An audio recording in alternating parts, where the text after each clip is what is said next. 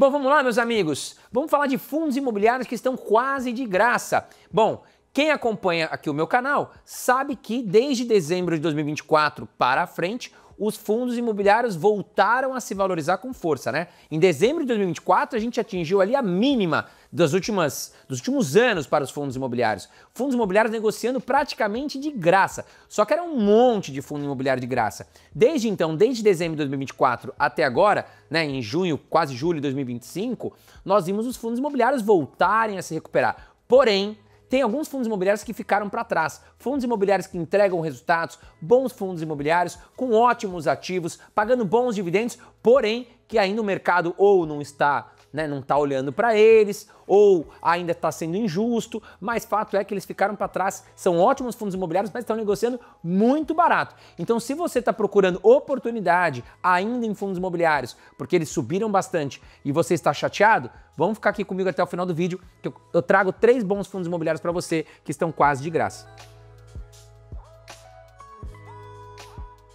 Antes da gente falar aqui sobre os 3 fundos imobiliários, eu quero repassar aqui um pouquinho do cenário para você entender o porquê que os fundos imobiliários estavam baratos, por que eles voltaram a se recuperar. Porque isso é o centro de tudo, você precisa entender esse movimento para que você possa, fazer bons investimentos. Não adianta você investir em fundos imobiliários pegando diquinha aqui, pegando diquinha ali, ou até mesmo eu trago bons fundos imobiliários para você, mas muitas vezes você nem entende por que eles são bons. Então, se você entender isso que eu vou explicar agora, você já vai estar com meio caminho andado, tá? Então o primeiro ponto é a gente entender o que é inflação. A inflação é o aumento generalizado no preço dos produtos e ela é importantíssima para a nossa economia e para a gente entender o funcionamento do mercado. O porquê que os fundos imobiliários estão caros nesse momento, o porquê estão baratos. E tudo começa por você entender o que é a inflação.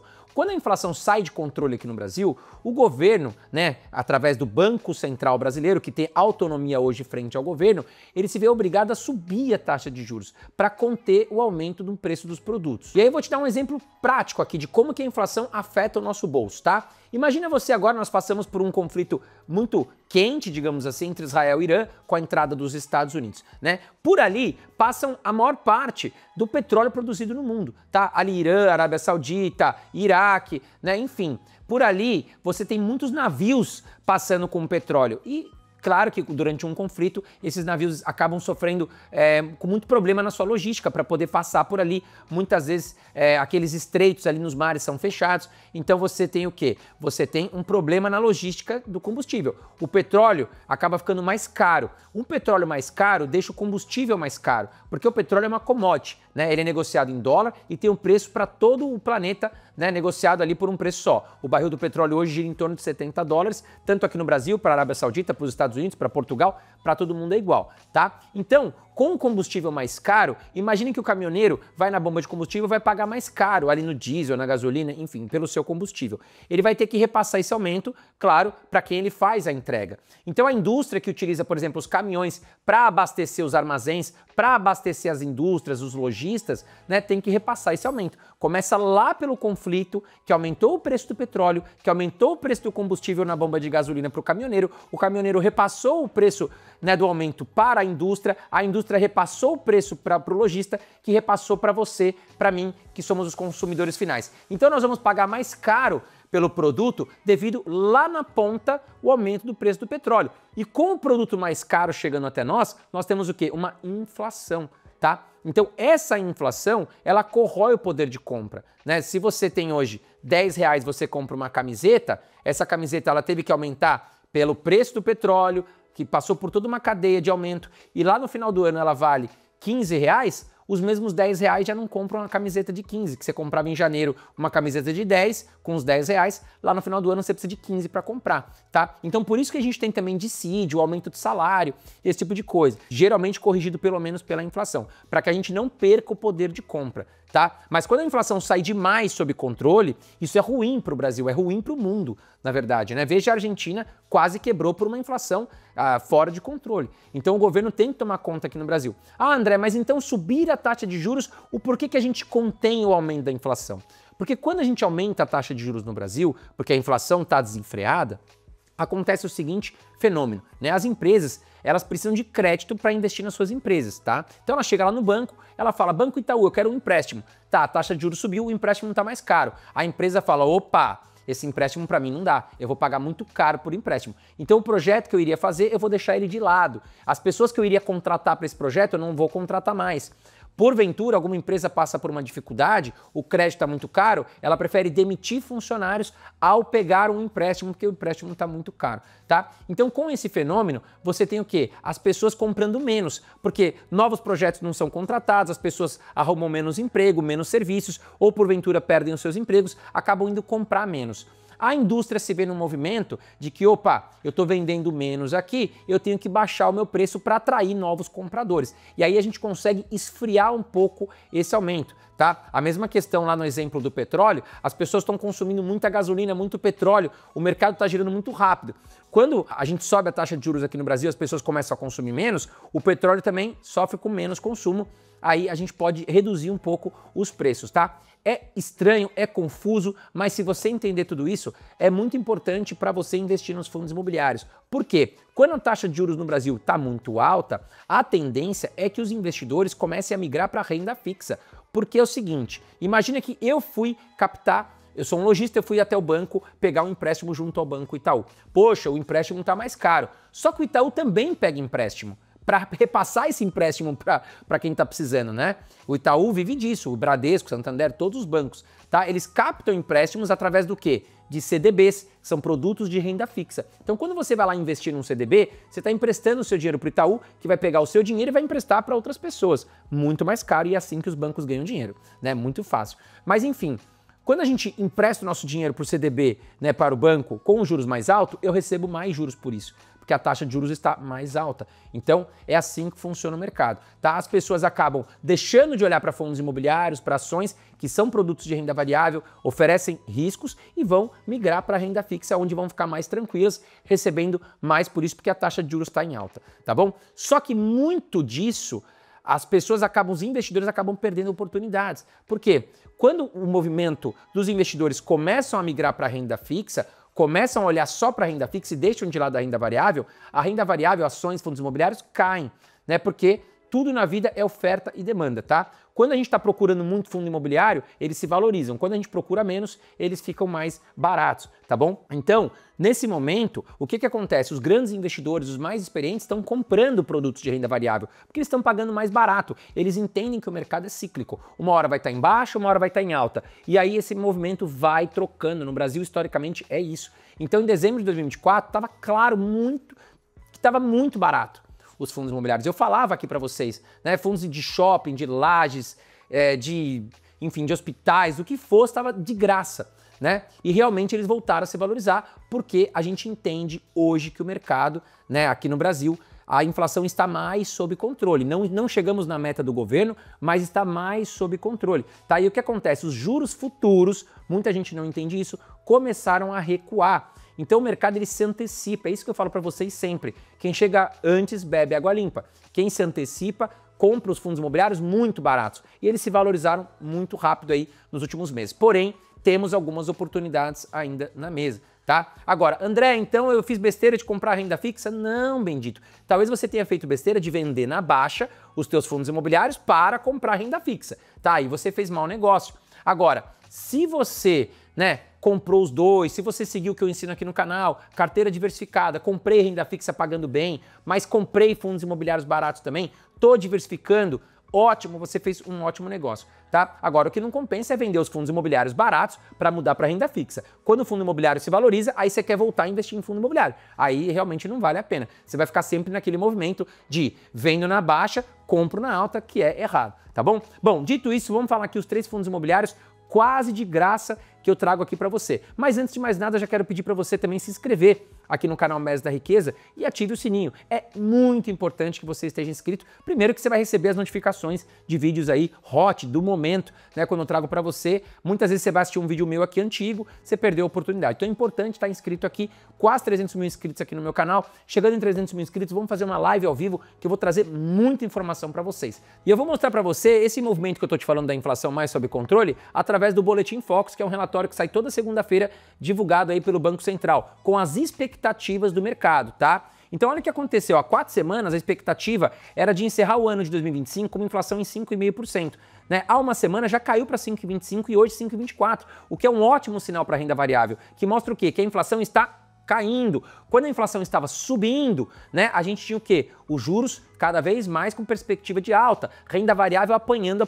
Agora, com esse sentimento de que a inflação está sob controle e caindo, o que acontece? A perspectiva é de queda nos juros para os próximos anos. Olha aqui, ó, Selic, há 4 semanas era 14,75, se manteve, tivemos uma surpresa, chegou a 15, né, aqui na última reunião do Copom, mas a ideia para os próximos anos é de queda, ó. Para o próximo ano 12,5, para o outro ano 2027 10,5, o que significa que a renda fixa vai pagar menos e a renda variável vai ser mais procurada. Mas não adianta você esperar esse movimento da renda fixa começar a pagar menos para você procurar renda variável. Quando você chega aqui, todo mundo já comprou e está caro. Você tem que se antecipar junto ao mercado. Tá? Olha aqui, ó, mostrando aqui o índice do IFIX, né, mais claro no gráfico para vocês. Né, olha o que aconteceu. Em dezembro de 2024, olha como o mercado veio caindo aqui no final de 2024, ó, setembro, outubro, porque a inflação estava subindo. Quando a inflação se mostrou sob controle e começando a cair, olha o que aconteceu com o mercado, ele se antecipa. Olha aqui, ó, os fundos imobiliários voltaram a subir. Mas a boa notícia é que nós temos ainda alguns bons fundos imobiliários aqui quase de graça e que nós vamos falar agora, né? Mas antes de mais nada, já vou pedir para você se inscrever no canal, né? Ative também o sininho, se inscreva aqui em cima no canal, estamos quase chegando a 300 mil inscritos, é muito importante para mim que você se inscreva também, tá? São quase 300 mil inscritos aqui, ainda é um pequeno canal comparando aos gigantes, mas que eu tenho certeza que junto com você aqui juntos, vamos chegar aí a 1 milhão de inscritos nos próximos anos, tá bom? Vamos falar aqui então do primeiro fundo imobiliário que eu trago para você. O primeiro fundo imobiliário é o IRDM11. Muitos investidores ficaram um pouquinho com um certo receio do IRDM11, por quê? Ele realmente é um fundo imobiliário de middle risk. Nós temos os high yield, que são aqueles que oferecem mais risco, pagam muitos dividendos, e aí quando paga muito dividendo também a gente tem que estranhar um pouco, tá? Porque não existe almoço gratuito, tá bom? Quanto mais dividendos, maior o risco, se tem algum problema, apanha muito forte. O IRDM11, ele busca um pouco mais de risco, tá? E aí eu vou te explicar mais a fundo. E nós temos também aqueles high grade, que pagam menos dividendos, mas são mais seguros. Porque quando a gente fala em fundo imobiliário de papel, que é o caso do IRDM11, nós estamos entregando o nosso dinheiro para um gestor. Esse gestor vai procurar empresas do setor imobiliário para emprestar o nosso dinheiro. Agora imagine você, né, que se você empresta o seu dinheiro para o Banco Itaú, para o Banco BTG, para o Banco Bradesco, digamos assim que a segurança desse dinheiro voltar pagando bonitinho, em dia, com juros certinho, é altíssimo. Então o Banco BTG, o Banco Itaú não vão aceitar pagar uns juros muito altos. Eles falam, meu, eu sou muito seguro, qualquer um vai aceitar emprestar para mim, certo? Então eles vão acabar emprestando dinheiro para fundos high grade.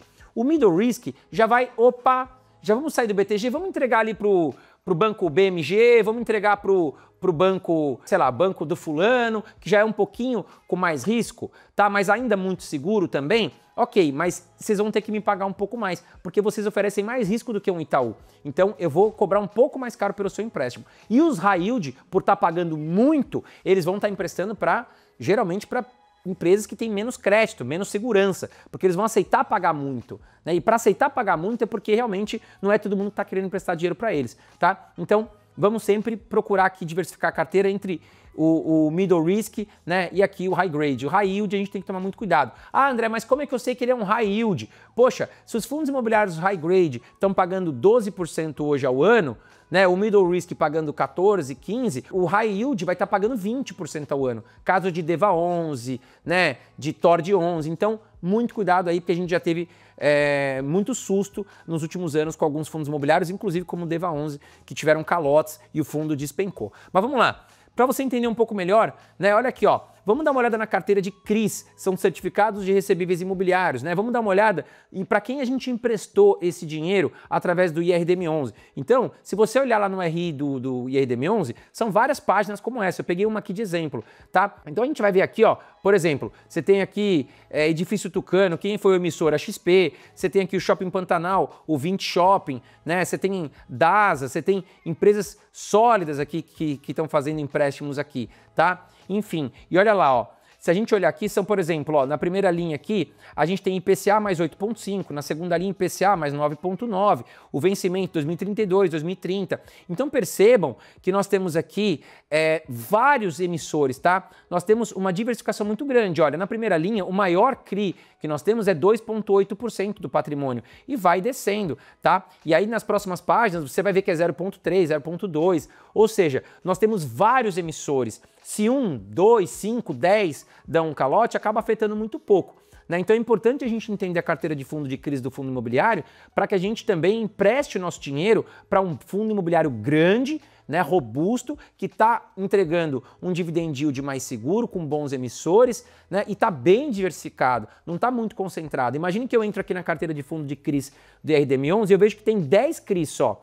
Né? Então, tipo, 10% para cada um. Se 2 não pagarem, 20% do nosso recebimento de dividendos está comprometido. Então, é um risco muito grande. Tá? Isso tem acontecido até com fiagros, na verdade, que não são fundos imobiliários agros, eles são fiagros, no caso. O agro ainda o fiagro é novo no mercado. Então, a gente vai pegar algumas carteiras mais enxutas, mais concentradas. Por isso que eu não invisto em fiagro ainda, por ser algo muito novo, muito concentrado e que oferece mais risco. Vamos dar uma olhada aqui nos detalhes do IRDM11, né? Se a gente pegar hoje o valor patrimonial por cota, está em R$ 82, ou seja, cada cota deveria estar valendo isso. Ah, André, mas como é que você sabe disso? Porque eu emprestei todo o meu dinheiro para o mercado. Eu sei o quanto eu tenho para ser devolvido. Eu já sei o meu valor patrimonial, certo? É tudo aquilo que eu emprestei, todo o dinheiro que está girando no mercado. Só que hoje eu posso comprar cada cota por R$ 66,40. Ah, André, mas por que esse desconto? O IRDM11 é bonzinho? Não, porque ele sofreu muito nos últimos meses, com a questão de muitos investidores largarem o IRDM11 de lado e procurar, por exemplo, a renda fixa. Foi o que a gente já explicou